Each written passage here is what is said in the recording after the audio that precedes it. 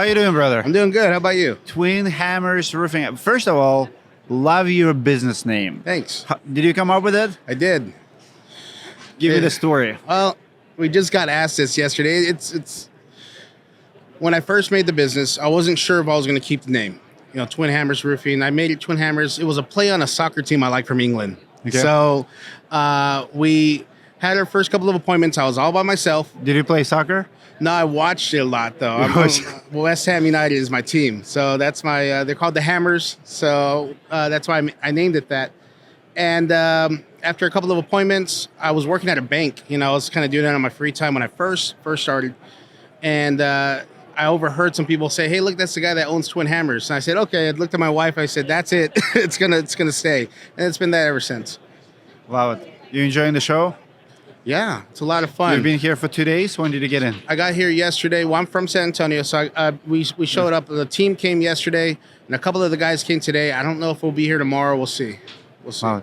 Anything that impressed you yet? We had some trainings, some of the ones that we signed up for, and I've been doing this for half my life, and you never know everything. So you'll catch one little thing here or there. It makes the whole thing worth it. So I've learned a couple things.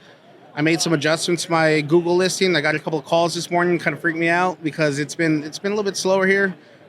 Generally is around this time. And I think whatever I did, kind of helped out. So, it's always one little nugget you get. Were there any good products? Did you walk the floor yet? I did. Yeah, I saw a couple of stone-coated seal products that look cool. We do that a little bit. Some sealants and, What stone coated do you install? Tilcor and Decra is usually what we do, but we saw some other ones. I don't recall the names, but I got the pamphlet, some new things that are coming out, or new to me at least. And, we always like to have a wide variety of products for our homeowners. So, Are you a believer in stone coated? I love stone coated. I've been doing it for a long time. I know some people do, some people don't, but the ones that we've done, no issues. But, I guess it just all depends on a couple of variants. So, yeah. What's the life expectancy in your experience on a stone coated in your market? So they're rated lifetime, and we've installed some. It's already been close to when I first started. I think one of the first roofs I did was a stone coated roof. Okay. And how many years ago? About 10. 10 years. 10 years or so. No problems? No, not at all. Actually, that was my boss at the bank I worked at, who ended up being one of my sales reps now. Wow. Yeah. So roofing people are recruiting bank people to work for us. What? Almost my whole team is old bank people. I don't want to say the name of the bank, but I almost did. But I want to hear the name of the bank. Wells Fargo Bank. Wells Fargo. Yeah. Hey, I have a receptionist who worked for my roofing company from Wells Fargo. And I will say that trying to get away from corporate is kind of what I want, my intention of this. But I learned a lot from them, and I appreciate everything they taught me. So, explain to me, how do people go from working at the bank to work for a roofing company? Because there's a job security working at the bank. Yeah. There's a status. People, especially immigrants, when they come to the United States, my wife used to work in a bank. People say, "Oh, I work at a bank." Where I come from, working in the bank is like one of the most prestigious jobs.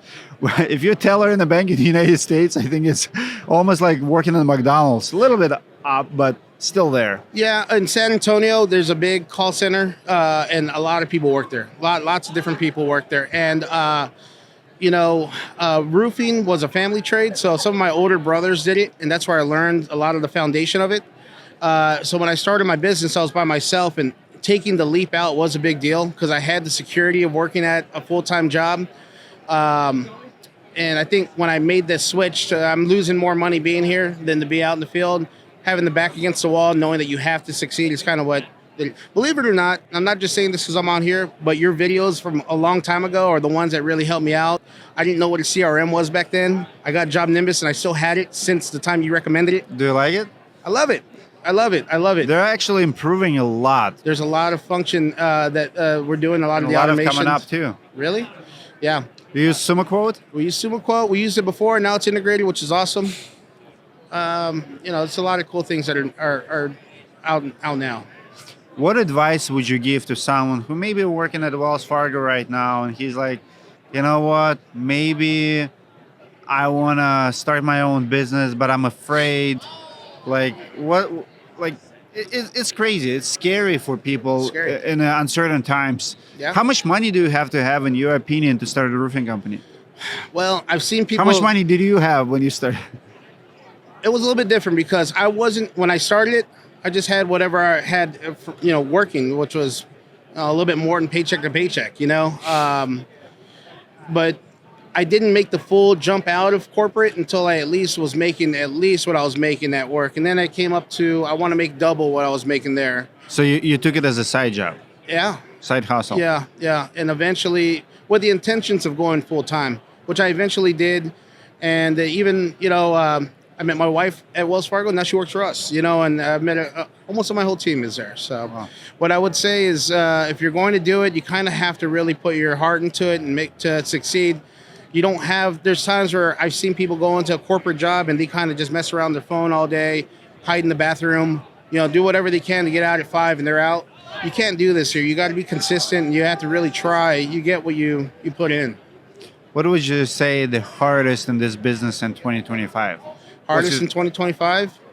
Well, I guess with how competitive the market's been, you really gotta try your best to make a good impression on homeowners and be consistent with how you do things. So have a process, as far as that would be concerned, and to always put your best foot forward when you're trying to meet someone, try to work with somebody, because there's another person waiting to talk to that homeowner as soon as you leave. So if you don't do a good job, that's always going to be your downfall. Love it. Thank you so much for sharing.